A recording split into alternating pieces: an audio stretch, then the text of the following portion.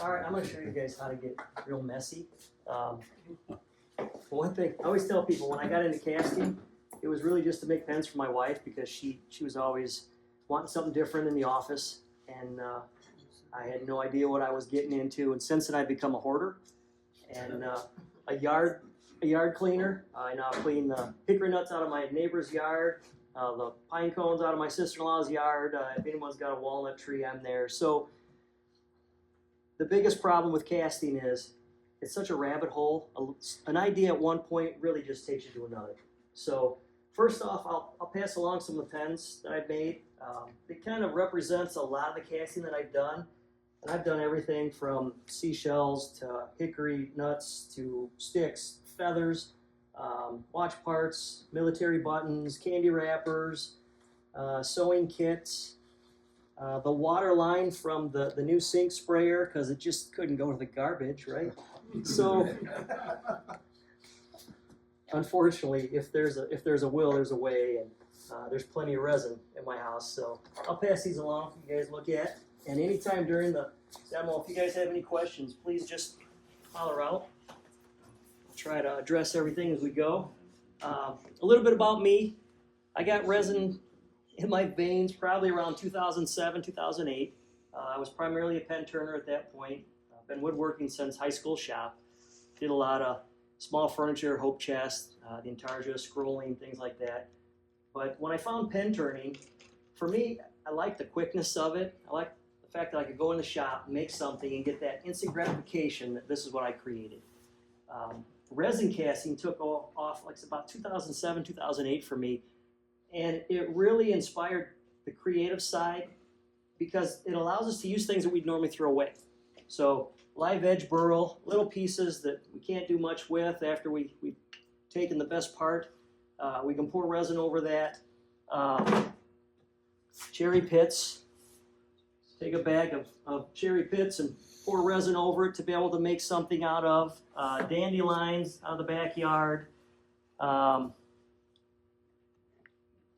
I call this Mother Nature because it's got a little bit of everything. It's got acorn caps, Chinese elm sticks, only because the squirrels leave them all over my yard, and sweet gum pods, pine cones. There's just so much that we can do with resin. And it allows us to add color to things that we normally wouldn't be able to, and really just make something different. Pasta noodles, dried pasta noodles. If you can dry it, you can pour resin over it, and so that's what I like to do. I've gone as far as taking the corrugated cardboard from some of the products that I buy, and then I pour resin over it. This will be a bottle stopper, but I wanted to have something look more like a beehive. I just need to work on the color a little more, but there's so many things out there that we can pour resin over as long as we follow the process that I'll talk to you guys about tonight. I retired 5 years ago from my full-time job, so now I'm just full-time resin. And the problem with that is 10 gallons of resin don't last very long when you're pouring it every day, right? But for me, I was fortunate enough to meet Ed and Dawn from Exotic Blanks, and they sell a lot of my products, which allows me to play and experiment. And then in doing that, I do all of my pens that I make, I donate. I don't sell pens. That just sounds like too much work. So everything that I do, I donate to local charities and fundraisers and things that are going on, and that just keeps it fun for me. So I would rather pour a blank than turn it. And that's just me. I just enjoy the creative side of it. I like having total control over the project, so I can add color. For instance, this was an olive root that a gentleman gave me, and I thought it needed a little bit of color, so I was able to, I don't know what I'll do with it other than use it for demos, but it just shows you how the openness, the grooves, and the grain pattern in the root, the resin is able to get in there and fill a lot of those voids, making it usable for a turning. So I've got some other examples up here. Maple burl. And again, the burl was nice, but by itself you couldn't really do much with it. So by adding a little bit of resin to it, it gives us something that we can use. And then when you turn it down, you get the best of both worlds that it offers, right? It offers the wood grain and the color. I can pass it around so you guys can see it. Is that under pressure? Yes, sir. So I'll expand more on that, but if you're going to get into resin casting, you're really going to need a pressure pot. That will save you the headaches when you decide to clear cast something. When you're color casting, you can get away without one. You're just going to have to be conscious of if you cut into an air bubble, you're going to have to not want to fill it with sanding dust. Make sure you brush it out real good, and you can fill it with CA. That works well. Depending on the resin you're using, you may not have any issues, but some of the resins that I use, if I don't have it under pressure, you get all them bubbles under the surface, and as you cut into them, it's like little white dots throughout the resin. So pressure eliminates all that. Pressure compresses the air basically to where you can't see it anymore. It doesn't get rid of it. It just compresses it. So safety. Safety with resin is a lot like anything we do in woodworking, right? We've already got most of the stuff. Shop clothes. This is one of my cleanest shop clothes that I brought tonight. It's my favorite sweatshirt that I try to make last. I've been using this one for, I don't know, a few months now. They don't last long when you're mixing a lot of resin because as you're mixing it, it's splattering. As you're working with the dyes, it's going to show up where you least expect it, and it's always on your clothes. So have shop clothes or something that you're willing to get dirty. And that also goes for your shoes. More times than not, I'll drop resin down on top of my shoes, so it's important to wear shop clothes and not just a shop shirt. Safety glasses. Whenever I'm mixing, I always wear the safety glasses. I've had resin in my eye, and because I mix with a drill, and I'm mixing in something like this, it's splattering, and just I should have bought a lotto ticket that day, but a drop hit me in the eye, and it's easier to wear the safety glasses and have to submerge your head in the sink. So a respirator, the resins that I use, only one of them really has an odor, and that's polyester resin.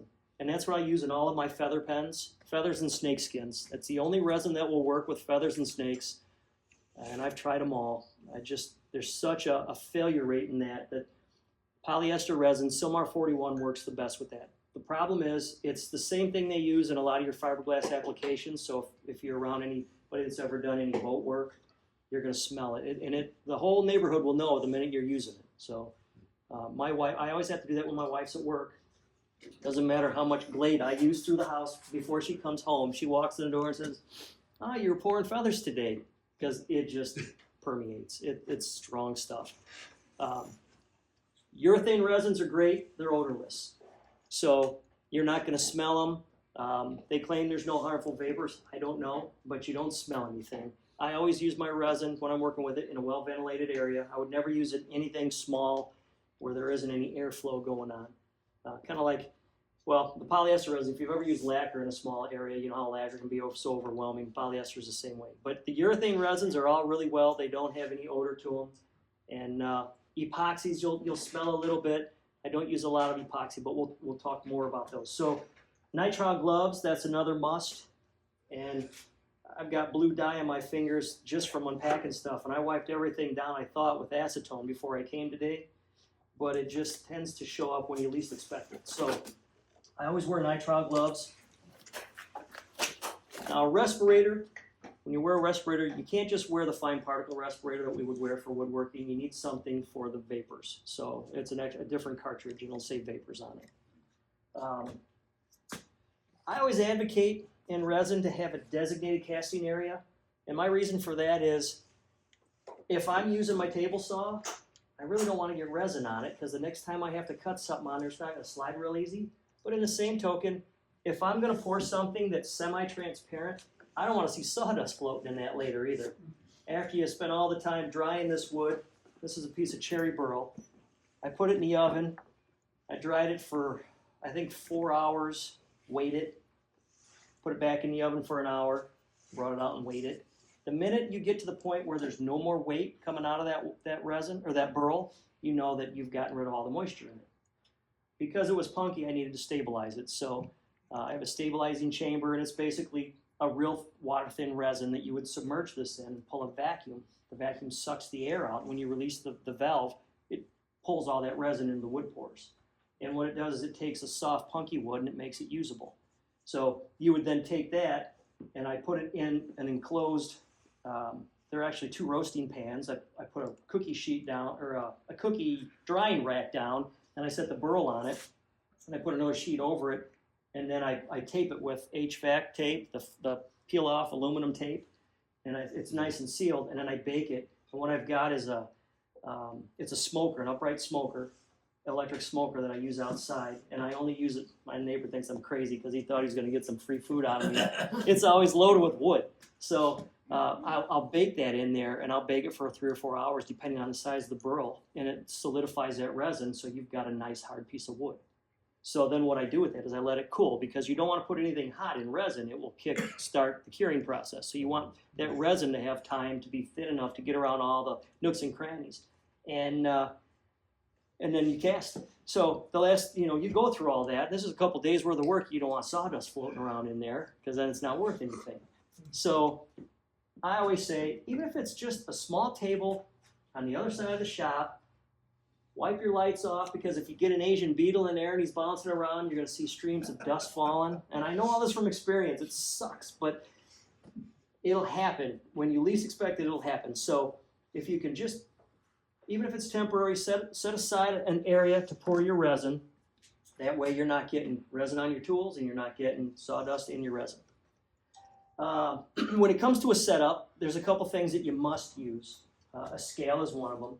A postal scale that measures in grams, because it's the smallest unit of measurement, and this will help you be more precise in mixing your resins, because most of your resins you have to mix according to weight.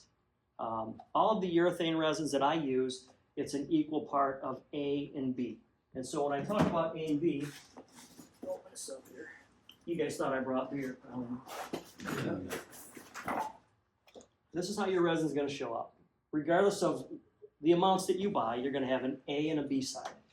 This is actually called Alumilite white, is what it's referred to. It's a urethane resin. What that means is when it cures, it's going to turn white. It starts out clear, even though it's a little amber color. When these two sides mix, there's a working time. The working time is basically the time it takes you to properly mix it, pour it in your mold, and get it under pressure. This has a working time of about 2 to 3 minutes. So a lot of people don't like to use it because it's pretty quick. I like it because it's quick. I can pour, and I pour all of my color casts, which are these, in blocks of 5. And the reason I pour in blocks of 5 is because it allows me to add more character as I pour it. If I were pouring it in a single mold, I'm really limited by how much character I can add to that area. So I like to use a bowl mold, and I'll start out going corner to corner and then switch color, and go opposite corner, switch color, go side to side, front to back. And I alternate every time I pour. And what that does is it basically gives you the opportunity to put color throughout the entire blank and not just maybe one side or the other. So in doing that, what it allows me to do is use all my colors, but you have to have everything set up to where it's all within an arm's reach away. Because the last thing you want to do is say, oh yeah, I need this over here, and now you're using up your working time. So it's important when you decide to cast, know what you're going to cast, have it all right here in front of you and ready, and I'll show you when I do my pour. So I use a scale because I have to mix A and B. Next, I use a drill to mix all mine. I took a 1-inch spade bit. Oh, thank you. Took a 1-inch spade bit, I snapped the tip off, and I laid it on the belt sander, and I rounded all the corners. And what that allows me to do is put it in a cup and stir it. I watch all these YouTube videos, and it never fails. There's always a guy with a Chinese chopstick or a tongue depressor. He's just mixing away, and he's talking. And that's great if you've got a 12-minute working time, but a 2-minute working time, forget it. There's probably, well, there isn't a video out there, thank God, but I can laugh about it now. At the time, I was a little nervous. I was standing in front of 300 people doing a demo at the Midwest Pen Turners Gathering 2 years ago. I'd gotten a 1-day notice that I had to fill in for a guy that couldn't show up. And he said, we want you to do color casting. I'm like, okay. So I was going anyhow. I loaded a bunch of stuff up. I put the resin in the back of the motel room. And it sat there for 2 days while we got everything going. And I went to do my demo, and I walked in, and that morning, set it on the table, room full of 300 people, body temperatures, lights are on. That room was 80-something degrees by the time I got to my demo. that 2-minute working time turned into about 45 seconds. Wow. So here stands a guy like me who loves to talk. I'm up there just chatting away going, here's what we're going to do. I'm just going to put a little bit of color in here. And I'm going to add this color, and then we're going to pour it. And all of a sudden, I felt the stick get real stiff. And next thing you know, I let go of the stick, and it stood up on its own. And a lady in the front row said, that doesn't look right. And I said, well, and I picked it up like this. I said, we're not going to pour this resin, but here's what we're going to learn from this. And I went over everything that went wrong. I said, I'm used to pouring in my shop in my basement. It's always 70 degrees, plus or minus. The resin's always on the cement floor in the back corner where it stays nice and cool. So I know when I pour that out, how much time, because I've done it over and over again, roughly how much time I have to spend on each process. What I didn't think about was the fact that it sat in my motel room for 2 days, and then in a room full of people under lights all morning. And then by the time I get in there, that resin was already 10 degrees warmer than what I was used to working with. So my working time went from this to this real fast. But we all have failures, right? I mean, I tell everybody, if you want to know what not to do or what doesn't work, just ask me, because I've done it. Where does the working time go up to on some of them? I think the most I've seen in urethane resins is 12 minutes. And that's urethane clear slow from Alumalite. And it's great resin. I recommend anyone starting out get clear slow.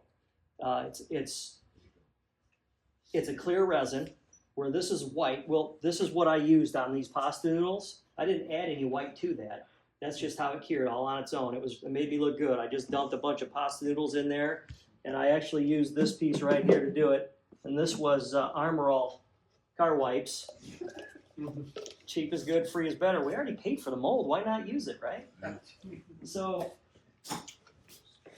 it basically, well, I ain't gonna push it in, but that's what it came out of. I think I had to spend a day with an air hose shooting air in it to get it out because I didn't want to damage that. But I took the lid and I cut a hole all the way out in it, and then I put it on upside down, and it keeps the shape of the cone so it doesn't collapse. So that way you're able to use that container. And I always try to keep the lid in there. That way you've got some structure, top and bottom. Clear slow will give you, basically, if you want white, you have to add the colors to it. But it's the longest working time. It's 12 minutes, and you can take your time. Even if you mess up, you've got time to recover from it. So it's really good resin. That's what this is, clear slow. The other option with clear slow is because it's such a large pour, anything large you want to use a slower curing resin, because if it cures too quick, it can't get rid of that heat. All resin cures through heat. It's a thermal reaction between A and B, or a catalyst in polyester resin. So what happens is, as that resin builds heat, it hardens. And if the heat can't escape quick enough, your resin will crack. So they call them thermal cracks.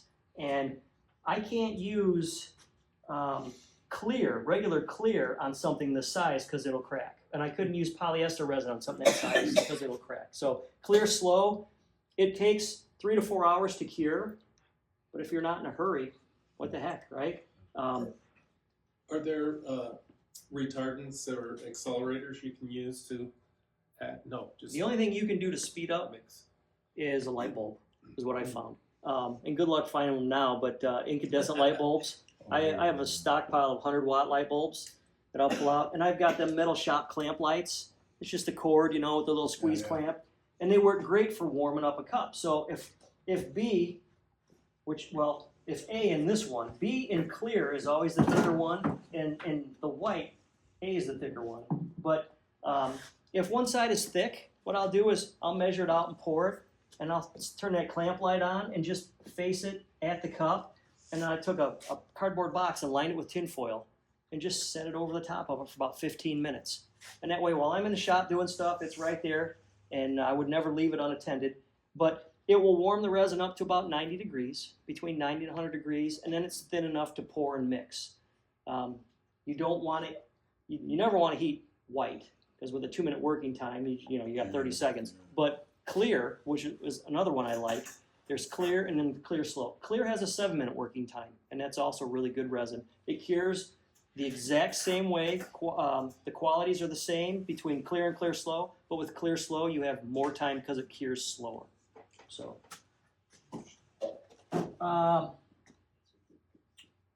Silicone mats, which I have down here, this blue one, they're also great to have because if you spill resin, you just let it harden and it peels right off and the mat's clean again. Works really well. You're also going to need measuring containers. So for me, I go to the local Kroger and I buy the generic cups, and I'll use the same cup for a couple of weeks. I'll write on it. So anytime I go to do this, first thing I'm going to do is I'm going to pull my cups out and I'm going to label them A, and I put a W for white, just because at home I might have 2 cups for white, 2 cups for clear. And there's also a black and a tan. I don't use black very often, but that's what this was here. Black was the same. These are walnut shells, and I just threw them in some denatured alcohol and shook them up real well, and then threw them in this little painter's cup and poured them over. So I've just turned the sides to make it a little easier to get in and out. But Yeah, why do you use denatured alcohol? to remove the oils from the walnuts. Oh, okay. So the problem with embedded objects, a lot of times, depending on what they are, they're dirty, they're oily, they might be wet. So we always have to make sure we go through a process. So I'll put B on this cup. So that way I know if I'm pouring this resin all day long, and it's not uncommon if I get into a kick with white and I'm pouring color cast, I might pour 200 to 300 in a day. So, but it's all I do, you know. And when the wife comes home from work, I better have something done, damn it. So she says, sitting on the couch eating bonbons, watching soap opera again, huh? No, honey, look everything I've done. So I always label everything because in the past I've mistakenly used different cups and I had something flash off. And to this day I still don't know what it was, but it was a combination of white and clear. And the two didn't mix, and I'm guessing it was the same side because when they mixed, it went and it basically turned to white foam in front of my eyes. It was cool as heck. I'd love to show you guys. I just don't remember how I did it. So I just know when I grabbed them, I thought I was on my game. I was off my game. So I label everything as I'm going, and that just helps me stay on track. The other thing is I like to use these little mixing containers because what I'll do then is once I have my resin weighed out on the scale, I know A and B are equal. I've got my dies open. I've got everything in front of me. The drill's ready. The compressor's plugged in and already pressured up because that's another thing you don't want to do is wait for the compressor to get air in it while your resin's curing. Everything's ready to go. Then I'll mix in here. I'll pour them both in and I'll mix it with the drill. And then it's easier for me to divvy them up into smaller cups. Or if I'm doing clear cast, I'm just going to pour the clear resin into all of these. So it really is just a matter of what type of pour you're doing, but you're going to use the same type of stuff, the same utensils. So for me, it's the drill, the scale, one of these, dollar store, $1.25. Why they call it dollar store now for the $1.25. And then individual cups. So what will help is a digital thermometer. You can find these on Amazon all day long for like $20. And what's really nice about them is as you start pouring colors, you really have to pay attention to the temperature of your resin. If you pour it too soon, you pour orange and blue, you're going to get brown. They're gonna have time to churn and mix.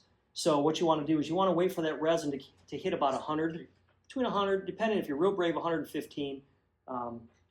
Normally for me, it's 100, 110. And then I'll pour my colors, alternate my colors.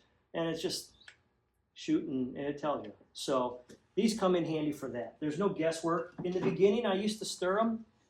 When I first started out, I'd stir it, and then I would judge it by how heavy the stick felt inside the resin.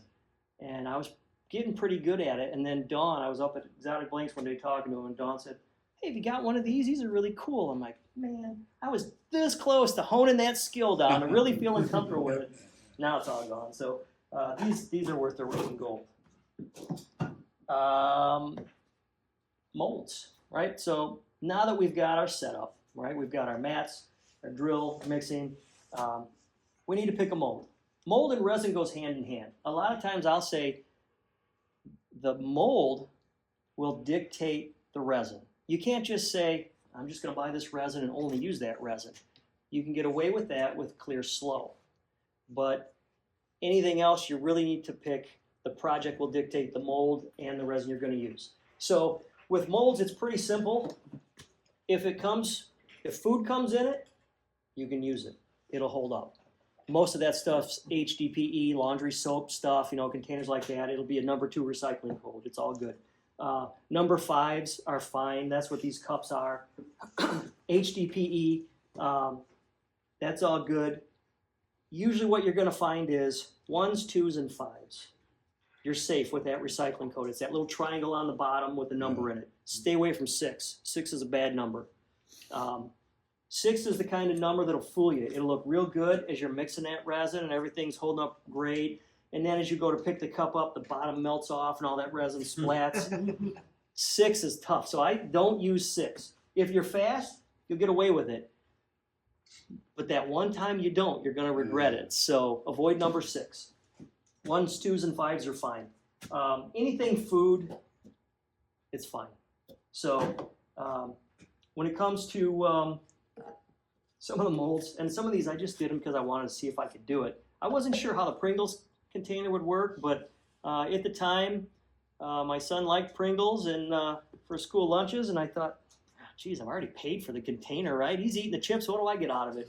We're gonna pour resin in it. So, and they work just fine. They're primarily cardboard, but they've got that seal in there. It's kind of got a plastic coating over I don't know if that's a metal flashing tape or something, but they're airtight, so they kept the chips nice and fresh.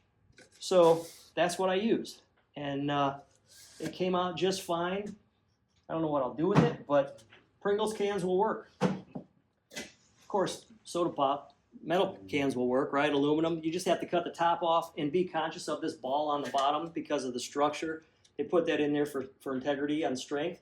It sometimes can be a little hard to knock the resin out. So a lot of these recycled molds will be a one-time use. Prescription bottles work well too if you're making something small, whether if you're into rings or if you're into Sierras or anything like that. I don't know about you guys, but I got plenty of prescription bottles laying around, so they work great. Again, the Armor All container, I knew because it was Armor All, and that's a number 2, which is HDPE. It's going to work great. Painter's cups, same thing. They're mixing cups. They use them for automotive paint and everything else, right? If you're mixing paint in them. So they hold up great. I needed some. So I'm walking through Farm Fleet one day, and I had a demo coming up. I'm like, I want to pour something big. And I just didn't have the mold at the time that I was going to use. And so I bought these Goop hand towelettes and took them all out and put them in a Ziploc baggie so that I could cast a container. And it worked great. But again, I cut the top off, snapped the lid back on. That way I've got integrity because your resin's going to get hot. And the hardest part about some of these is getting it out.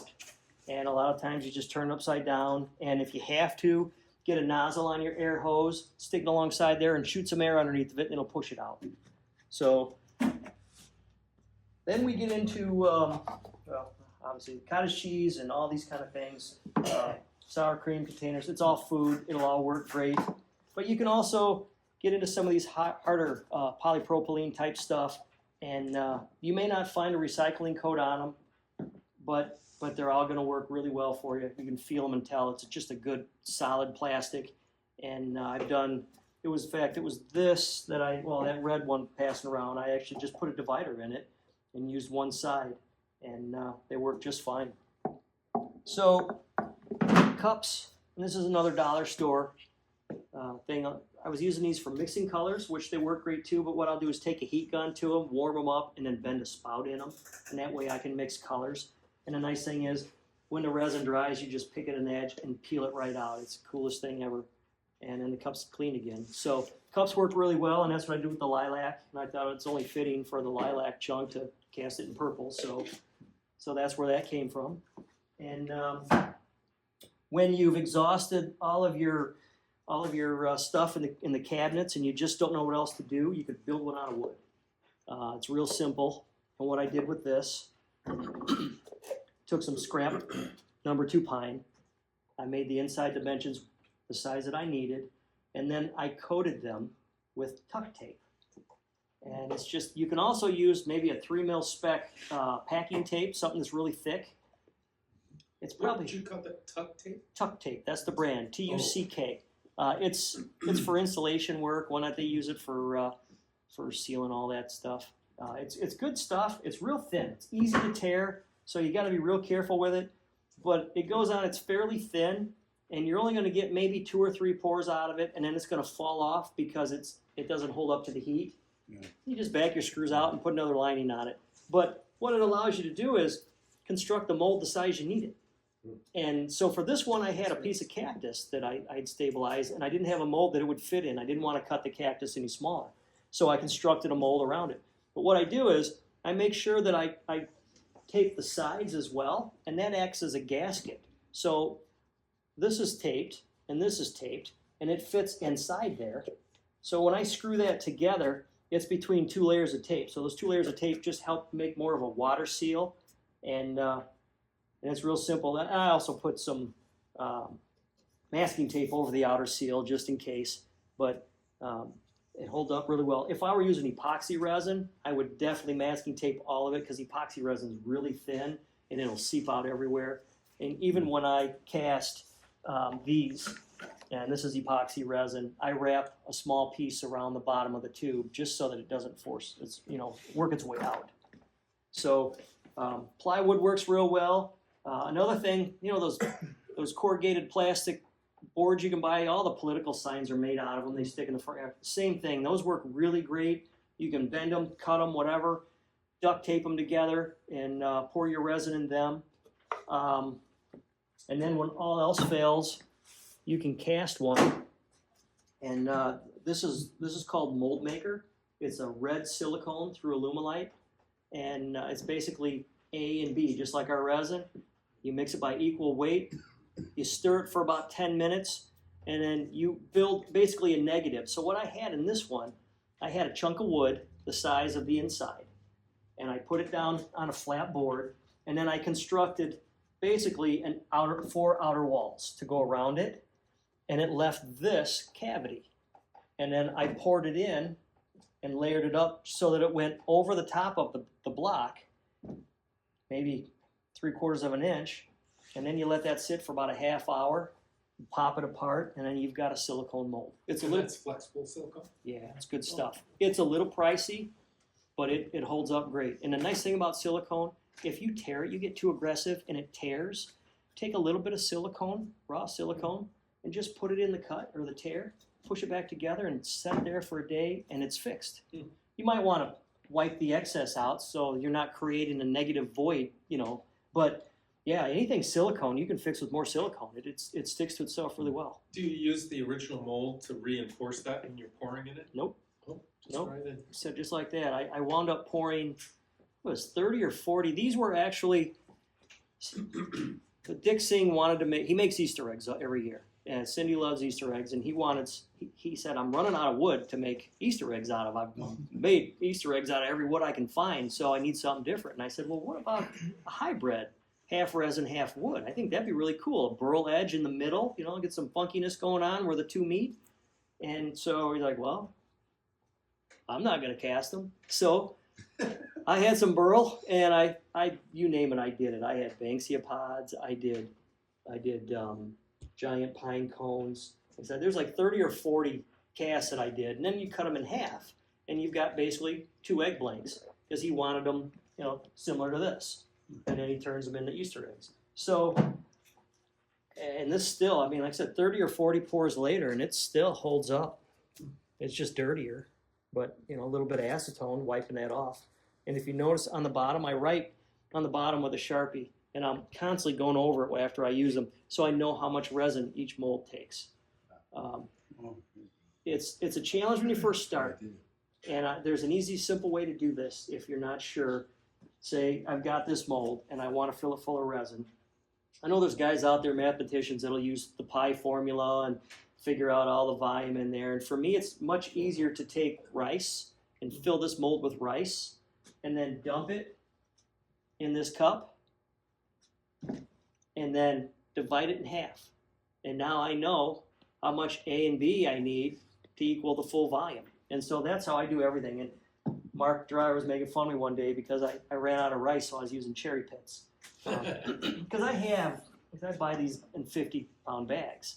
So, a bag of cherry pits show up at the house, and the poor FedEx guy's probably cussing me because they have to hate me, all the stuff I buy. And it's always What is the other use for 50 pounds of cherry pits? we were talking about that earlier. Commercially. They sell. It came from a place up in Michigan. It's an orchard, and they sell them to make bean bags for the game, for the bag game, and also they put them in bags for making heating pads. So you throw these in the microwave for so many minutes, and then you put them on you, and they just retain the warmth. Yeah. So I pour resin over it now, but And I've been throwing away those cherry pits for so long. yeah. There you go, yeah. You So- do the same. The trick is though, when you cast something like that, you have to worry about something small like this. We would call this an embedded object, right? There's three types of casts that primarily make up everything: a basic color cast, an embedded object, and then a clear cast. So with an embedded object, you have to be concerned about how well that object's going to stay in that resin. And I will tell you, you want to wear safety glasses turning this, because every now and then, as you're turning, you'll hear a tick and the seed will come flying out. So I always tell people, if you're going to turn a bunch of them, sweep the floor, lay a sheet down behind you. They're much easier to find when they land on the sheet. And then you just put a little CA and glue them back in there and then finish turning them. So, but what I like to do is I'll heat these up in the oven. And that way what happens is as they get hot, they crack open. I don't need them to fall open, but they just open up enough that I can get resin inside of them. And that resin just helps stabilize them. So So after you would turn, maybe I'm jumping ahead here, but like something like that, after you turn it, some of the object might be exposed and stuff. Then like CA seal yep. it, or So on here, yeah, I took a CA and I filled it in. Now what you have to be concerned about is food safe stuff, right? And I don't think any CA on the market is food safe. Mhm. So at that point, then you're going to have to go to something else, and you can probably put a thin layer of epoxy over them. Now, on something like this, I'm not too concerned about food safe because it sits on the outside, But if I were going to do a bowl or something, if it were going to be used, if it's a candy dish, CA it, build a lacquer finish over it if you want, or you can just mix up some 2-part epoxy and rub it on there with your finger, and then after it hardens, sand it. So, but this one is all CA, and the reason I use the CA is because I had to fill some of these little gaps in here. I didn't do the best job getting it smooth, but one thing I have noticed is with the changing of the weather, it gets a little bumpier. It doesn't stay perfectly smooth, and it's sealed, but I don't know. It's fun. What else do you do with 50 pounds of cherry seed, right? So mold-wise, right? We just have to come up with something, right? There's things on the market. We can build our own. We can pour our own. Just sky's the limit. So it all comes down to what you're going to do. it sounds like draft is really an issue.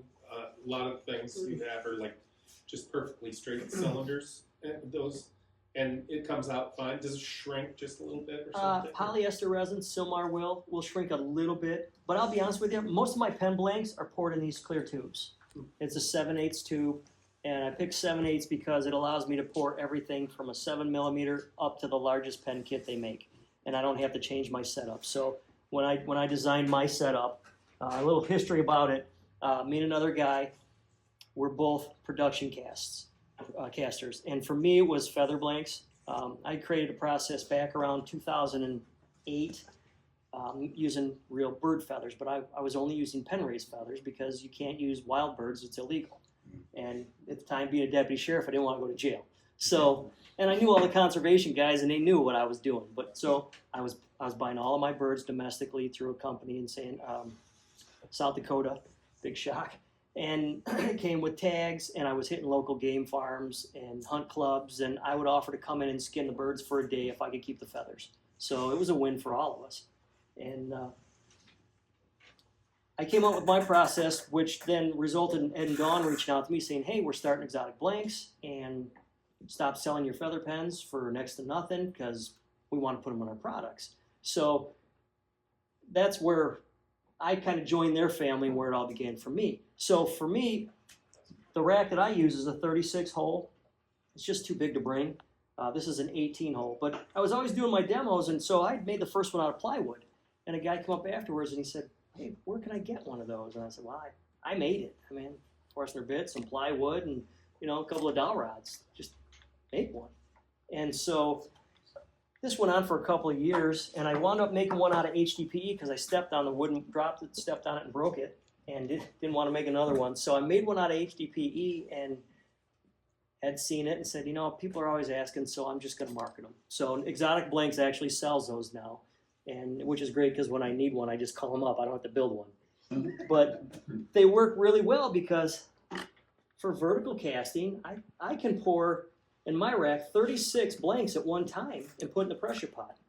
Mm-hmm. So you put that whole rack and everything. Fits right in a tank. Yep, I fill it up. And this is just basically to show you everything, the sizes, because you can do color casts in it. That's where all these came from, the color cast, same thing.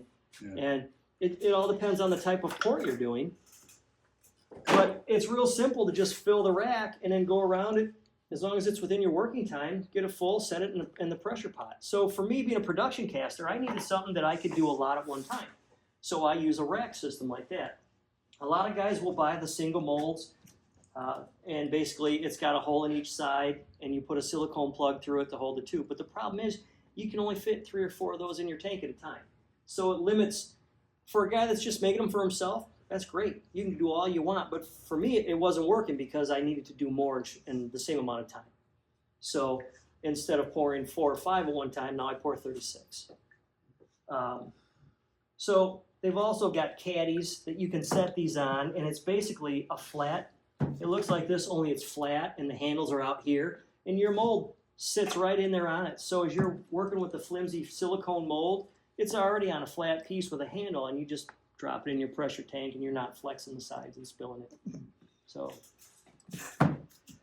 all right, so molds, everything we've got on molds? Yeah. There's companies out there making these, which are great. This is a Jake Thompson mold, and Exotic Blanks sells them. They're really nice. You can cast, I think, 6 blanks at one time, and I use this often. I'm also working on, now that I'm 3D printing, I'm 3D printing chambers that I can pour vertical stick molds, basically, to get different characteristics. So a guy once told me, he was like, "Well, I wanted to get into casting, but all the cool stuff's already been thought of, There's nothing new out there." And I'm like, "Are you kidding me? Come to my house. I got so much stuff I haven't used yet that I've got ideas. I just need time." So the nice thing about casting, we all bring our own ideas to it. For me, it was feathers, Mother Nature, snake skins. I was more of an outdoorsman. My dad's a taxidermist, so ever since I've been this big, I was riding a tricycle around a dead deer hanging in the garage. And my upbringing is outdoors. So if I wasn't hunting, I was fishing and or weeding the garden. So for me, it was really simple to bring that interest into what I do. In my pens, one of them in there was a sewing kit. And a woman had come to me and she said, "I sew all the time.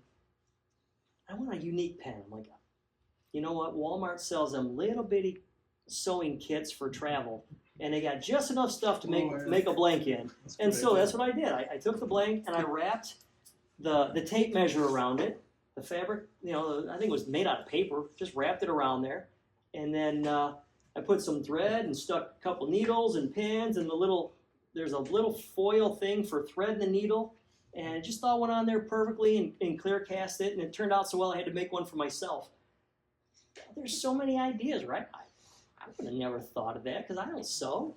But so I think that's where a lot of these ideas come from. You see people with other interests, and you marry the two ideas. So for me, when I got into resin casting, it just all seemed to work. It gave me another out to use all that crap that's been laying outside that I was going to have to clean up anyhow. So, all right, let me get some of this out of the way. So resin itself, I said there's 3 types of resin. There's urethane resin, there's epoxy resin, and there's polyester resin. Now, I don't expect you to remember all of that, but just know if you want to get into it, you want Alumilite Clear Slow. That is the perfect resin to start with. It will allow you to hone your technique. It will allow you to learn your process without running out of time. And in the long run, after you learn the do's and don'ts, if it's not quick enough for you, then you go to the clear. And Alumilite Clear is a 7-minute working time. And it will give you a little quicker results because you demold that in an hour and a half. The downside to doing demos like this is I can't bring something that takes 3 hours to cure. You know, so we're at that limit. I brought this stuff because it'll cure in 10 minutes and probably even less now. It's been sitting on the table. But if you want to get into larger castings and you want longer working time, Clear Slow is foolproof for you. And basically, there's a few things that you have to be concerned about.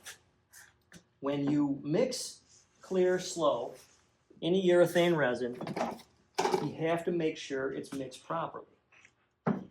Real quick, before I get into that, you'll see these all over the internet. They're from China. And I bought one. Everything's from China. It is. I bought one for demo purposes and I used it, and it's the worst thing in the world. It's great. It's a great idea for jewelry makers because they're pouring 10 grams of resin, right? Pouring 300 grams of resin. So for jewelry and little things, these are fine because you're only going to put that much resin in it, right? You're going to color each side, then you're going to lightly pour it.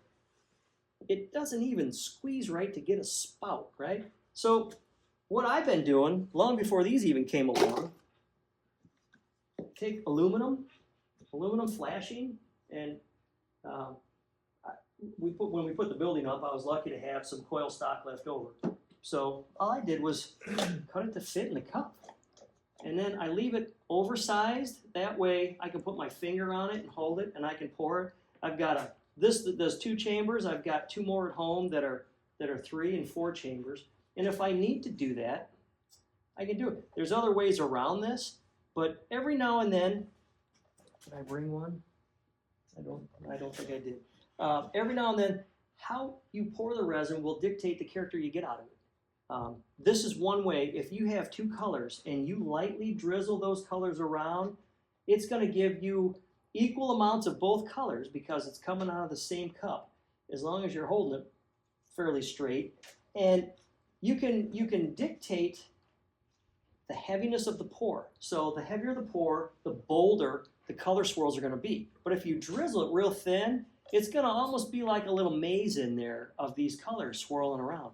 And so as we pour it, we don't have to pour it the same way all the time. I can take 2 colors and probably pour 10 different blanks, and none of them look the same because of color variations. I can add more blue than white, more white than blue, add equal amounts. I can pour one higher up, one lower down. I can pour them both out of the same cup.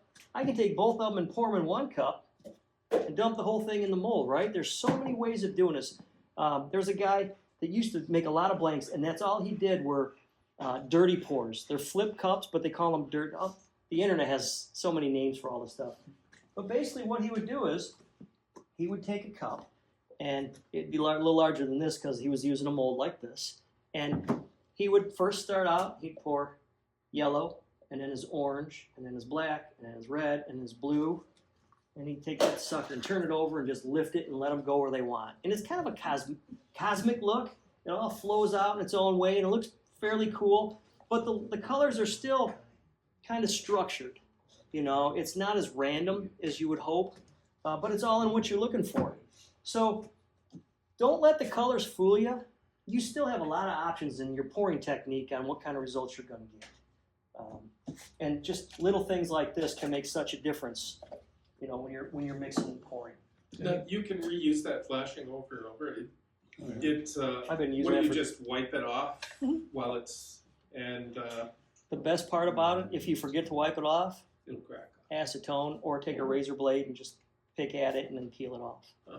Yeah, it's the same with my drill bit. This is the cleanest this drill bit's been in years because I wanted you to be able to look at it and know it's a drill bit. Normally it's got a 1/4 inch of buildup all the way around it, and it stirs a little better because it's bigger. But and now I'm 3D printing them, so I don't even have to clean it anymore. I'm just going to use my 3D printed ones. But yeah, what's nice about it is after a while you just take it out and drop it in a cup of acetone and cleans it right off. So this I just rolled on the belt sander. I was lazy. want to get it done. And the colors you're talking about are the colors you add to the mix. Yep. During the mixing of the two ABs. Yep, so what I would do is I'll take these smaller cups and I'll crimp them so I have a spout. That way I can control the pour. If I'm just pouring out of a round cup, I really can't dictate how fine of a stream I'm getting. So with these cups, I'm able to just put a little spout on them, pinch them, and get them where I want. And that way I control the colors. I control the pour. The only thing is sometimes, like these bigger cups, if I were to do that, it would crack. So you might have to warm it up with a heat gun or stick it next to a light bulb for a bit, and then you're able to crease them. But for these, I'm just... When you're turning this, do you have to wear a respirator as well, or not? Nope. No, it's just like turning wood, just a little harder. One thing you'll notice, if you're turning a hybrid, something like this that's got both wood and resin, depending on the wood, the resin may be a lot more dense. So as you're turning, you don't want to get real aggressive with it, because what's going to happen is it's going to be out of round. You're going to cut real easy into the wood, and then it's going to catch that resin. Yeah. So you want to make sure you're using sharp tools and work back and forth fairly slow. Don't get too aggressive with it, and that will help keep things more in round. And that's all carbide too? So I know some guys, one of my good friends, he only uses carbide. That's his thing. He likes carbide. I didn't start using carbide until probably, I don't know, 10 years ago. Prior to that, it was all high-speed steel. And honestly, I like high-speed steel over carbide. I'll use a carbide if I'm getting into something hard just to get it round. Knock the corners off of it, because it's just smooth, especially deer antler. Turn that stuff down, just go in and a round carbide cutter, negative rake will just peel that stuff off. But once I get it round, I go to a skew and high-speed steel and just shape it and take my time and just peel it off. So that's just me, though. I know I don't call myself a turner, all right? I've never had any formal education on it other than watching people like you. I watch your videos, and I go to the symposiums. I ask questions. I'm still learning. Every year, Mark Dreyer and I put on the Midwest Pen Turners Gathering, and I'll mention it real quick.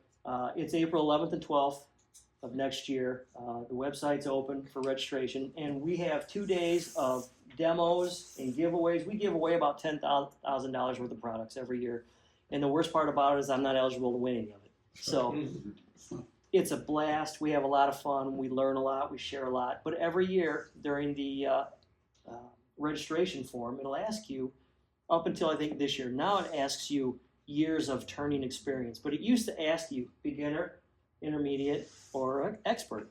And I always say intermediate because I'm still learning. I got a lot to learn.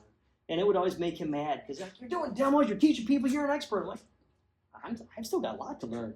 So I feel like we're never done learning, especially in this field, because there's so much new stuff always coming out. So one thing I wanted to hit on too with the molds real quick, this reminded me. I know I'd said I like to pour in a large mold like this because it gives me more room to add more character and I'm not limited to a small one. But I will say, as you're pouring, sometimes you're going to have leftover resin, especially in clear cast. I have a lot of leftover. So what I'll do is I've got a bottle of black dye I always keep handy, and I'll grab it and mix it up. And I'll pour these cavities with leftover resin. If it's polyester resin, I can just keep layering it. It adheres very well to itself. Urethane resin, like clear and clear slow, it won't. So I'll put a block of wood in here and just maybe pour half a blank. But what I'll do is I'll take that blank out when it's done, and then I'll run it over the table saw on a thin kerf blade, and I'll just cut a groove halfway through it. And then the next time I've got extra resin, I'll drop it in there, and I'll mix a little blue, a little green, a little red, a little silver, whatever branch I want to cover, whether it be military, fire department, dispatch, police, whatever, and I'll pour that line in there. And that way now you've got those thin line blanks. And you're just using resin you have normally thrown away. So When you said you get 5 blanks in there, what do you cast them all as one and then just cut them? one big blank, yep, and then take them to a bandsaw and cut them. What'll happen is you go online and you look at people making these block casts, and they'll come out, and this is what you see, this top. It's all swirled, it's cool as heck. If a guy could figure out how to make the blank look like that all the way through, he'd be a millionaire. Yeah. Because it's the best part of the blank. But when you cut it open, That's the truth.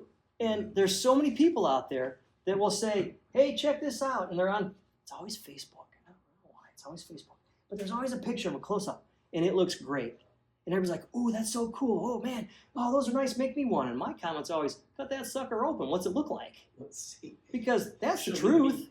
right? That's the truth. So I'll pass this around. You guys can look at the top and see the top's always cool. But then you look at the distinct patterns in the center.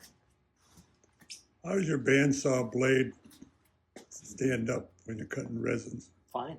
It's pretty smooth. Yeah, pretty smooth cutting. How many teeth do you have? Right, just durability. 6. Yeah, I don't go crazy with it. I'll use, I like a 3/8 inch blade. Seems to be just wide enough that the blade's not trailing around, you know, I don't have to over tighten it. You use a guide, don't you? Nope. Oh, you just by eye. So I should have brought one. All this stuff I remember after I'm gone. It looks like it's a piece of wood and it's got a dado offset, so where one side is deep and one side is flat. And basically a corner.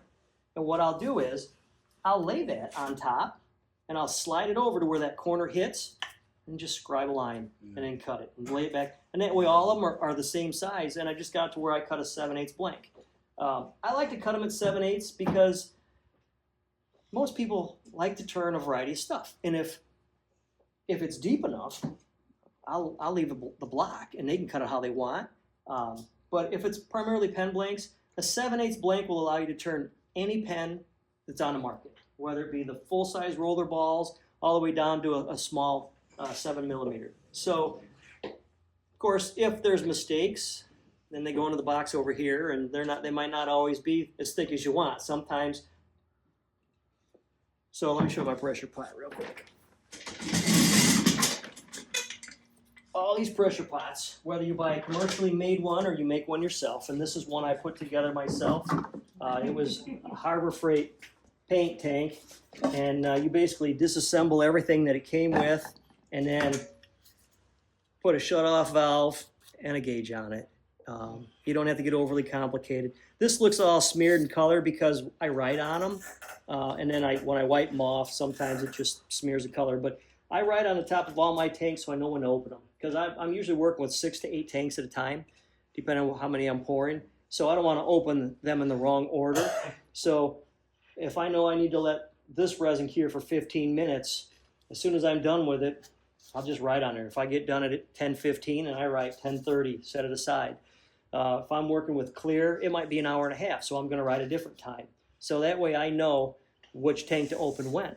But the problem is, they're not flat inside, right? Anything with pressure, if you ever look at them semis that are hauling a lot of the pressurized stuff, they're all rounded at the ends. They have to be to hold the pressure. So look at the bottom, you can see big bowl basically in the bottom. So what you need to do is cut yourself, just take a piece of scrap wood. This was a piece of scrap flooring, and all I want to do is make sure it sits in the bottom, right? So now it gives me a flat surface. Doesn't have to be anything fancy.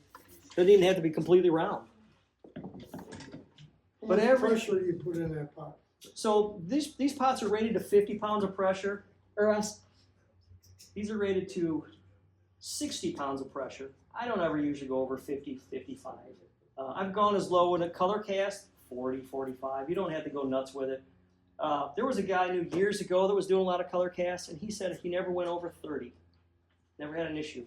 I don't know. I've always gone 45 to 55. So this is a 2.5 gallon. I've got a 5 gallon, and it's rated for 80 pounds. And I'm scared to death to go over 60. So I've never felt any. I know a guy that says in his demos, always go 80. If you're not casting in 80 pounds of pressure, you're not turning out. Oh, mine turn out just fine. I don't use 80. There's no reason for it. So one thing to remember about pressure pots, they're designed to work the way they are. So you've got high spots and you've got these coves, right? And what happens is you've got a seal in here, this silicone seal. It sits over the rim. This C-clamp comes up. You can hear it as it pops over that lip, and now it's sitting in a channel. Once all of these are tightened down, that can't go anywhere. So years ago, a gentleman had modified one, and he noticed as he was tightening these, he was leaving divots in his lid. So he wanted to prolong the life of the tank. So he welded flat pieces of steel over those divots. Well, what he did, I guess not really thinking about it, none of us did because it hadn't happened yet, he lost the lip. So now that C-clamp that pops over that and bottoms out, that can't slip off when it's tightened, could slip off because it was level with the top. And he had a catastrophe. He pressurized it up. Thankfully, he walked out of the room and heard a boom and went down, and the lid was off and everything was everywhere because it blew. So I always advocate, don't modify the structure of them. They're built this way for a reason, right? Now there's, like I said, there's Harbor Freight, and that's why Harbor Freight got a bad rap out of those. Unless Harbor Freight is essential sometimes. Sometimes we all just need a throwaway tool. We don't want to invest a ton of money in because we're only going to do this once. These run about $100. There's always a 20 to 25% coupon at Harbor Freight, so you can get one of these for $75 or $80. You can throw another $10 to $20 in fittings on that stuff. So by the time you're done, you've still got about $100 in a tank. I used to, when I first started, I was only using maybe 2 tanks, and every year I'd throw one away and I'd build a new one with it. And that way I just felt comfortable. Now that I'm a little more experienced in how to take care of them, I'll get 2 to 3 years out of one tank. But I'm also using, 3 times as many. So they're not all being used constantly. But yeah, the big thing is you can buy a pre-made tank, and there's some great ones out there, but they're going to run you $300, $400, $500. I spent $500 on a 10-gallon tank. And the only reason I bought it is because I was helping my dad out, and he was mounting a bighorn ram for a gentleman. He's a taxidermist, and the guy wanted some reproduction horns. And I'm like, we can do that. So we made the mold, everything. We wound up making 2 sets of these bighorn rams, but they wouldn't fit in anything except that $500 10-gallon tank. So it was my excuse, right? I needed one for that. So now I've got one. I can pour platters, you name it. I can have a ball with it. Maybe we'll cast a bowling ball in it. I don't know. But everything has a purpose. So with the pressure pots, it all depends on what you want to invest. But for $100, you can build one of these. Just make sure you get something for air direction. The last thing you want to do is when you're filling this thing full of air, you don't want pressure going straight down into your molds. You want it to go around the tank. So I don't want to have this bowl in the bottom and this on top. And when I put my air hose on here and open it up, it goes whoosh, and all the resin comes out and into the pressure pot. So by having this basically angle on here to blow the air sideways, it keeps the resin in the tank. Show that this way. Yep. It'll help you keep resin in the tank. And also, when you pressurize these, Where did you get that? Menards. All this came from Menards. 11% off. And honestly, this came with the tank. I just repurposed it, and I just bought the valve, and the nozzle. So, I don't want to forget anything. So basically, this is our tank. Whether you want to buy one or build one, it really comes down to how much money you have to invest and how much you're going to use it. I'm going to do a quick cast. I want to show you guys real quick. We have some options with colors, right? So they make dyes and they make powders. Now, if you're going to cast wood and it's not stabilized, maple's a better choice here. If you're going to cast this piece of maple and it's not stabilized, you're going to be real hesitant to use liquid dye. And the reason for that is because the wood's going to soak up the dye, and then what you're going to do is you're going to lose the contrast. Your wood's going to be red, and your resin's going to be red. So you're going to lose that object that you were looking for, which is to see a difference in the two. So what I would recommend then, if it's not stabilized, stick to the powders. The powders won't be absorbed, and I'm not going to use it, but I'll show you. I mean, it's real fine stuff. It'll just float everywhere, and before you know it, it's on everything.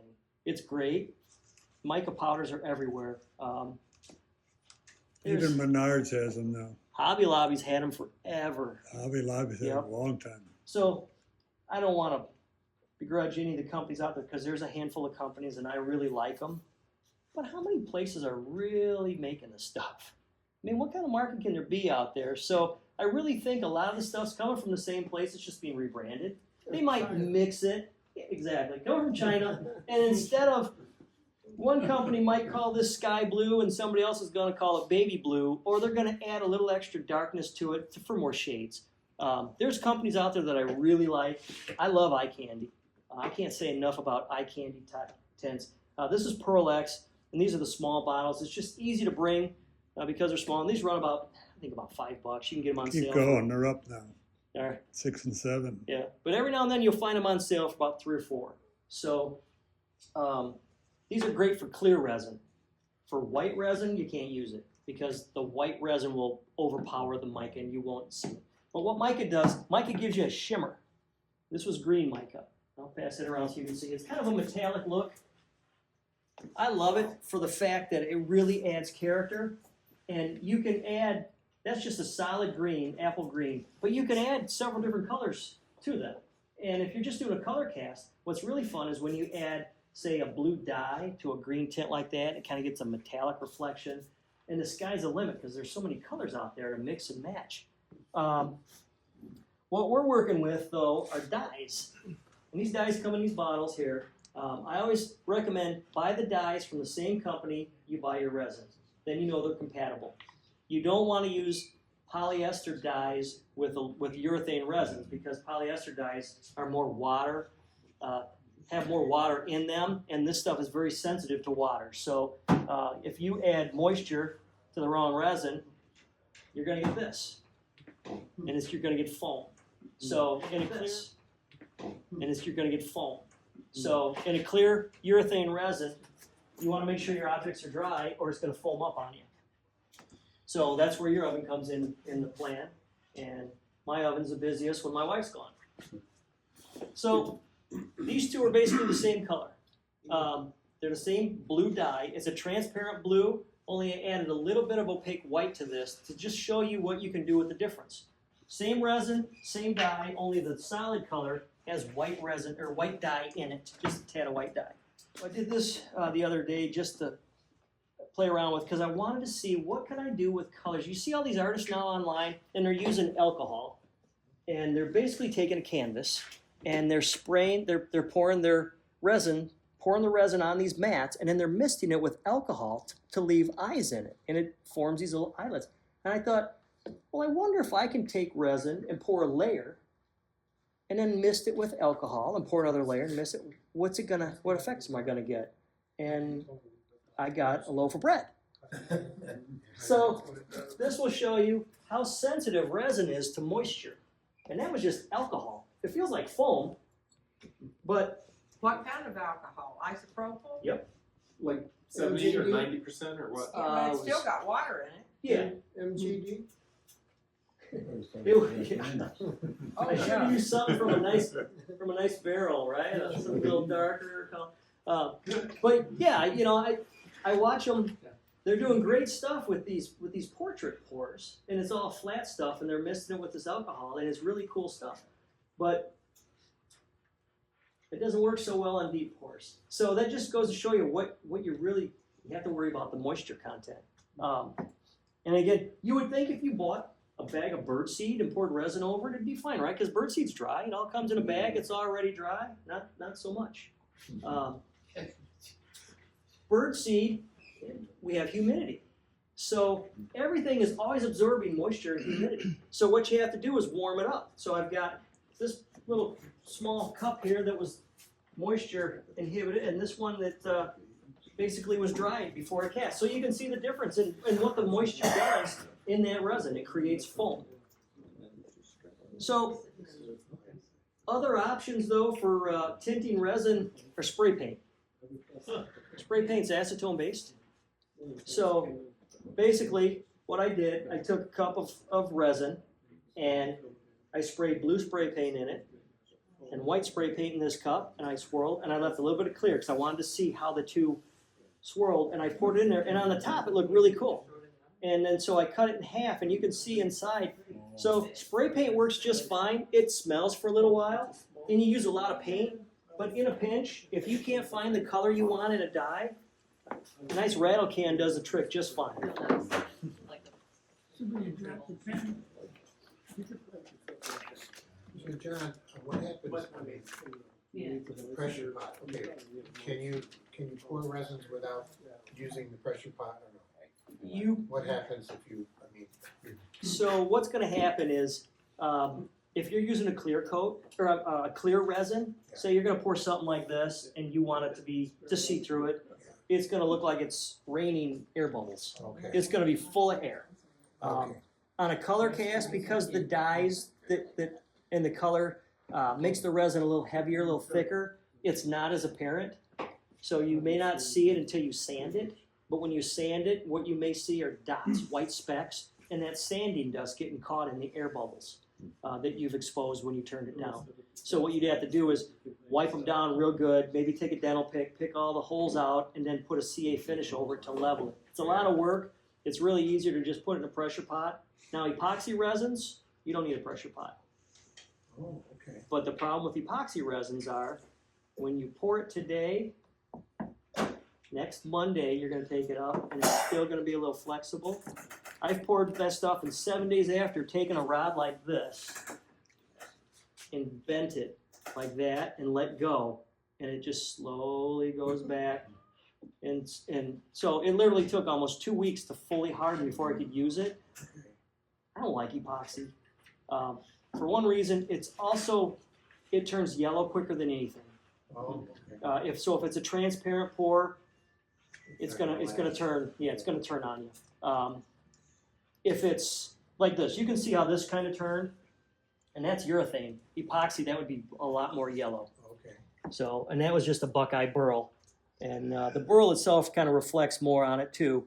But all resins will yellow. Yeah, all resins will yellow, but some a lot quicker than others, and epoxy's one of them. So, all right, let's do a quick pour. We'll do a 3-color pour. We're gonna do white, blue, and black, and that's only because I brought black and blue, and that's gonna turn white on its own. So what I'm gonna do is I'm gonna take the caps off, so I don't have to do any of this after the resin's mixed. I want to make sure that everything is already done. I'm going to take a mold release. This is Stoner's urethane mold, and I'm just going to lightly coat that. It'll help demold it a little easier. With these.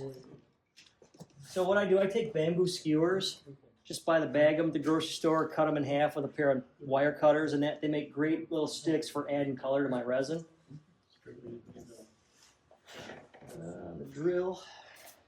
I always check to make sure I've got enough battery life, because I don't want to run out of battery when I'm trying to mix resin. I've got my cups labeled A and B. So now we're going to turn this on. This mold needs 280 grams of A and B. I usually go about 300, just because I'd rather err on the side of caution and have a little extra. John, is there any problem with residue from the containers when you pour it in, or you just have to make sure it stops dripping, or it just has to drip? Yeah, I mean, I wipe these off, but it's not bad. As far as like reusing them, or No, I mean, like, when you're gonna pour your A in one container and your B in the other, and when you pour those in, it's gotta be pretty equal. only by weight. Oh, okay. So the beauty about urethane resin is you measure it by weight only. So I always measure it in grams. So I know I need at least 280 of A and 280 of B. B weighs more. Well, I'm sorry. A weighs more in this version. In the clear slow, B weighs more. So you're going to have a little less of it. So stick to equal amounts of weight. So I always write on the jug as well, even though it's down here where No, it's up at the top. A part. So it's printed on the label, but after a while from dripping, so I always write on it, so that way I know. When I pick it up, it's on a couple different places. I know it's A. So go to the right mode. All right. Aren't you gonna tear the cup? What's that? make it zero the weight of the cup? No, it's not a big deal because I'm going to add more than I need. Oh, okay.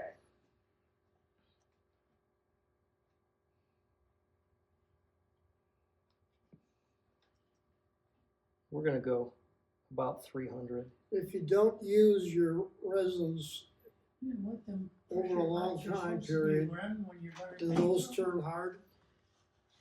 They'll get thicker, but they won't usually get hard because there's no heat involved. It's not uncommon for, in the other clear resin, for it to get a little crystallized around the cap. But I've used resin 1.5 years old before and never had an issue. I have one I found in the cabinet, it was solid as a rock. Really? What brand was it I or what have kind? no idea. So if it's polyester resin, yes, because all you add is a catalyst for heat, where this is a two-part mixture. So we're not just creating heat with it, right? There's chemical compounds in each side that it needs to work. 1% at a time here, please. So we'll go now with B, and again, 300. Now some guys will measure it all in 1 cup. I don't. And the reason for that is sometimes I pour a little more than I need. So then I have to, if I were pouring it all in the same cup, if I already had A in this cup and I'm adding B to it, and I accidentally pour too much, now I gotta hurry up and grab A and top it off. So it can get real confusing. I like to pour 2 separate cups, and that way I know when I mix these, I'm good to go. All right, so now we want everything set up before we move forward, right? Once you mix it, you're on autopilot. I mean, I brought a lot of resin just in case. So this is when I go through my checklist. I always say, all right, I got my drill, got my thermometer, got my cups ready to go, my mold's here. Normally I would warm this mold up because what'll happen is the corners sometimes will pull away a little bit. It won't be a crisp corner. It'll roll in a hair because the mold's cold. So I would put a light bulb over that and just warm it up for a few minutes. If I'm pouring more than one, the minute I pop this one out, I'm using it again. I wouldn't warm it up then because the mold's already warm from the resin curing. So next, I always use the thinnest one first. So in this version, B is thinner. So we're going to pour that in the cup first, in the mixing bowl first. If we were using clear or clear slow, A's thinner. So I would use A. But in this case, because of the chemical compound, B is. So this is one I always, in my demos, I always say, cue the music from Mission Impossible, right? Because it's always, but the big thing is, don't get into a big hurry, right? The worst thing you can do is rush and then improperly mix it, because then what you're going to get is you're going to get white frothy film in there because you didn't mix the two together well enough. So it's important that these two get mixed properly or it ain't going to work. The nice thing is it's thin enough with a drill, it'll mix real quick. And because we're using a pressure pot, we don't care how much air we add to it, right? Some guys say, well, I don't want to use a drill because it's going to get all full of air. So what? We're putting it under pressure. So it's all good. Need to hook up the hose first? Nope. I got everything right here. At least I hope. We'll know in a minute. All right. So our working time begins when these two sides meet. And that's basically right now.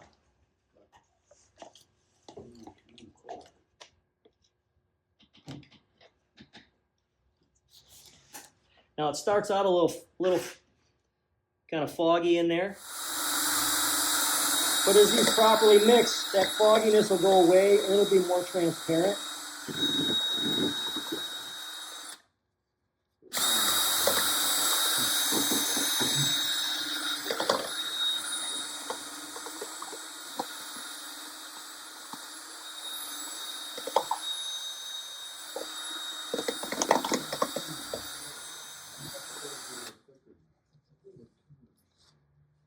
So what I'll usually do is kind of move it around here and look for any film in there. I don't see any film. I think we're good.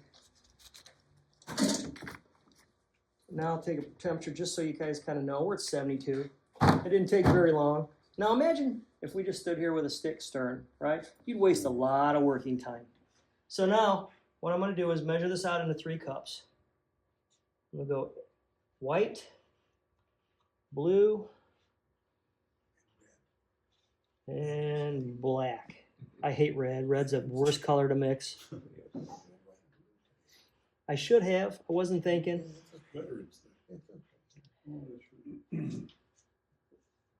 All right, so because this resin cures white, I don't have to do anything to the white side. It'll already turn white on its own. So I'm going to take a little bit of blue, just a stick worth here, and mix it in there. This is the 2-minute, right? Yeah. But because I put it under, I have a couple of ice packs in the cooler back here. I just bought me probably another 30 seconds. Ooh, that's really thick. Yeah. So the thing about black, one thing you have to remember, when you're mixing in resin that turns white, the color that you see right now isn't necessarily the color you're going to get, right? That white's going to come through. So now what I'm going to do now is I'm just going to mix, and I'm going to start with blue. And the reason I start with blue is because black will overtake it. I don't have to worry about wiping it off. I feel warmth.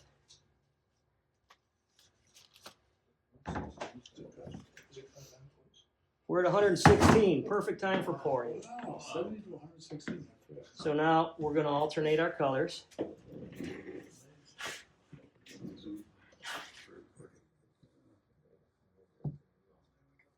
We'll go side to side.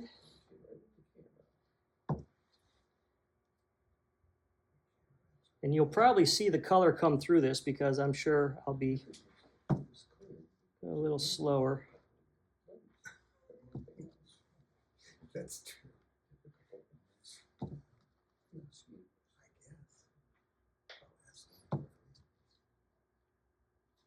You know what? Now let's leave a little in the cup so you guys can see those turn. I'm going to put this in a tank. Now when I fill this, first thing I do is I tighten the lid down and then I close the valve. I don't want to hook the air hose on with the valve open because I don't want air to go flooding in there. So I close the valve and now I hook my air and then I slowly open it, maybe a quarter of the way.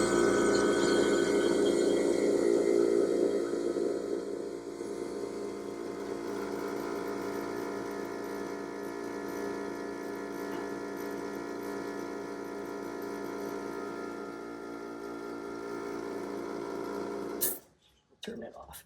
And why are you opening it? So I close the valve, and real quick, look up here at these. You can see the colors start to come through as it cures. So see that resin's already turning white, and our blue isn't as dark because the white's taken over. So that's what's going on in the tank right now, is this color is actually coming through, and you can see how quick that set's starting to set. That resin's at 160 degrees. So it's pretty quick. Yeah, Sure is. You know, yeah, I mean- see why you don't start with this. yeah, you don't want to. So this is something you get to after you hone your process, and After you've made some mistakes. I still do. You know, the biggest problem with it is I don't color cast every day. I'm always doing something different. Last week I was making the Opal FX blanks for Ed and Dawn, and then 3 days after that I was doing ringneck pheasant feathers, and what was I doing? Well, now I have to do color cast, so this is a great warm-up for me. But I haven't poured color in probably 4 weeks, so sometimes you just get a little relaxed, a little rusty, you know. And so the first pour isn't always a good one. Yeah. I have a box of blanks that were, I call them almost pen blanks. They just didn't make the cut. But they come in handy. They're great practice blanks. And one thing I found is a blank that I don't like doesn't mean somebody else won't. Some of the ugliest stuff I've ever made, people love it. Like, you don't want to turn that one. No, yeah, I want to turn that. No, geez. And then they'll ask for more. I'm like, geez, I screwed that one up. I don't know how to make more of those. I don't want to make more of those, right? I want to make the bad ones. But that's one thing I found with resin is you never know what you're going to like or what somebody else isn't. So there's so much opportunity to do something different every time. And that's what I really like about it. The fact that if I want to pour a Bengals pen, a buddy of mine likes that Cincinnati Bengals, so it was orange and black, and I poured one direction every time. I'd pour orange side to side, and then I'd drizzle black side to side. And I'd pour orange. I didn't alternate it because I wanted the pattern like a stripe. So even when you turn it round, you kind of lose the stripes because it's round, but it's still, semi-stripe-ish. He liked it.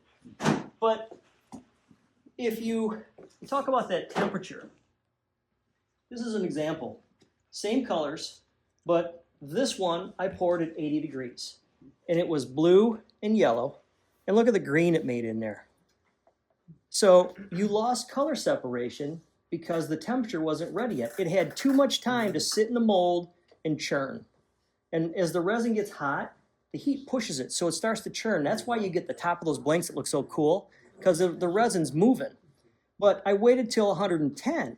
Same colors, same resin, same cup. I just poured half early and half late. And at 110, I kept color separation. And I got blue and yellow. So temperature means everything when it comes to pouring resin. It's hard to wait sometimes. And when I first started, I couldn't wait. I was terrible at it. And I probably screwed up more than anything.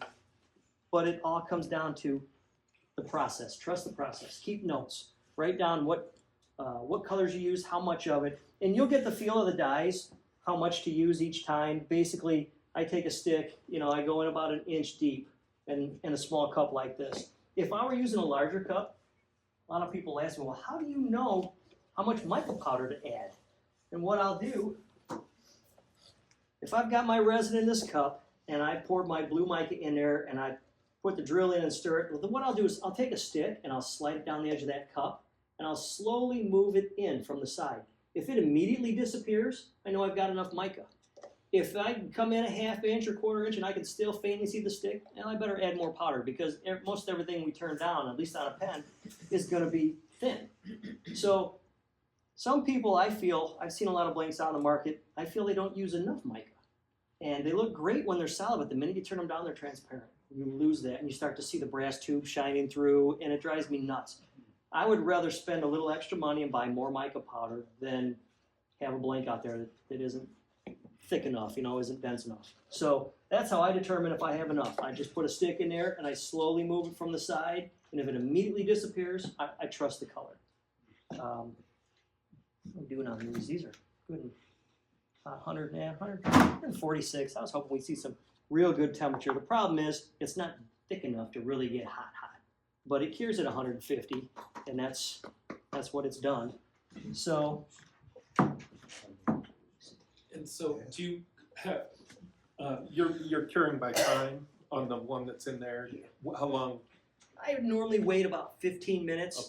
But because these are already hard, this is, geez. I don't think I could pry that out of there. I'm thinking I'm probably going to open that tank real quick. Do you have to have two pots to do that? One for vacuum, one for pressure? So a pressure pot is steel, all contained. A vacuum tank is usually much thinner, stainless steel, Right. probably a glass lid. Right. I've even used they look like plexiglass fish tanks, only they're an inch thick, with a wood lid that went over them. You need to see into a vacuum chamber. Right. You have to be able to see what's going on there, because when you're pulling a vacuum on something, all that air is coming out. You completely submerge it under your cactus juice or whatever stabilizing resin you're using.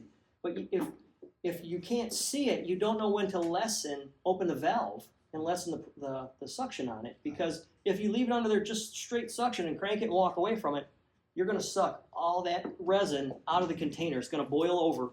Like if you were boiling eggs on the stove and they hit that temperature where all of a sudden it comes up and over, same thing. You've got to be able to release that vacuum and let it all settle and then start again. And when I vacuum something like that, I'll put it in there and I'll usually fill it up to maybe 2/3 of the way with the resin and my seeds in the bottom, and then I'll watch it. And as soon as that foam, the air bubbling gets up to here, I kill the pressure or the vacuum and it drops back down and I let it sit. And I'll do that about 5 or 6 times. And after you get that initial volume of air out, it's a pretty slow process. You might leave it in there for a couple of days if it's a big enough piece of wood. I never leave my vacuum run overnight. If I'm not in the shop, it's not running. I'll turn it off. I'll leave the wood submerged because it's all weighted down. It's under a steel grate that basically weights it down. That's what I did with this. It was basically a larger container, but it's sitting in there and I've got a steel grate over it in the resin so that it keeps the wood at the bottom, because the wood wants to float up. It's nice and porous and dry. You've got to keep it under that level of stabilizing juice or you're defeating the purpose. You're not getting the air out. So as long as it's completely submerged, as you pull that vacuum, air starts to come out of that wood. And what happens is when you release the vacuum, the resin takes the place of the air. So if you open and shut it a few times, it's basically pulling hard volume, forcing resin. And after a while, it's just a trickle of bubbles. But one of the rule of thumbs with stabilizing is you want to leave, however long it takes you to vacuum all of the air out, you want to leave it soak in that juice twice as long. And so it could be a 3-day process just to do a small piece of wood. And then you'll take it out and bake it. So let's open this baby up. I wouldn't normally open it this fast, but we know it's good and hard because that is. It's just going to be warm. I never fully open the valve because on a clear cast like this, I don't want to have pressure releasing, causing separation of the resin onto something. So if I'm doing a tube-on casting, which will be these, is a clear cast, I don't want the resin to pull away from whatever's in there. So I gradually open it up and just let it bleed out. I usually only hand tighten these. After a while, the tank's getting old, you might have to take a pair of channel locks and do a 1/4 turn on each of them just to compress that seal. But normally you should start thinking about replacing it by then. So. That's not the seal. Not just replace the seal. No, because by that time, you start digging into your tank. Yeah. So eventually these holes are going to come all the way through. Right. You know, it's just eating at it. But Wow. that's what we get. And we didn't do any after pour stirring. Because here's what I fear. When I pour all my resin, and you see I changed the direction of all the pours. Yeah. Now if I go in there with a stick, all I'm doing is blending those colors. I might as well just pour them in one cup and stir them together. By intermittently pouring, what happens is when I pour over the top of one color, it pulls that color down. And then you pour over it, it now pulls in another direction. So basically the weight of the resin, the gravity starts to move stuff around. And that will stir your resin for you. I never stir after I pour. So here's the fun part. Effectively. You could, that's no fun. I know. Almost sit on that tight. It comes out easier after it's cool, but because it's so early. And this mold isn't the silicone, this is the high. This is the HDPE, yeah, the plastic. Right there. Let me grab it. Yeah, when I cast at home, I turn them over, they fall out because I let them cool. Put it in the refrigerator. Well, so here's the thing though. You don't want to rapidly cool something like this because it's still curing. This resin will cure fully after 24 hours. So you don't want to interfere with the curing process. You want it to have its natural time. There we go. You want it to be able to get to a state where it's fully cured. I mean, it's hard, but it's still not turnable yet because it's still kind of in a raw state. And you can see because we can peel these edges off. Not sawable either, I assume. You would let it fully cure before you cut it up. I mean, I don't care if you guys want to cut it up. Someone wants to cut it. Don't matter to me. No, I just was curious. You would normally. I would let wait a fully day. cure. Yeah. Normally before I cut them, I give them 1 day to sit. And so what I do, this would be set aside, and I'd have a blanket, or I'd have a towel out, and it sits on a towel, I cover it. And because while this one's curing, I've already poured the next one. And this is what I do at home. So by the time I get to the third one, by the time the third one goes in the tank, it's time to open the first one. So the first one comes out, I dump it, put it on the towel, pour it. Second one comes out, so this is my process, right? Just 3 of them in a row, and I just keep going. And I just keep stacking them up, covering with the towel, because it keeps them warm. It allows them to fully cure on their own. I don't want to disrupt any, I don't know if it would affect it or not, but I know it has to reach that temperature for a reason, so I don't want to take that away from it too quickly. Sure. So, anything else? Everybody's ready to just jump in for it, all right?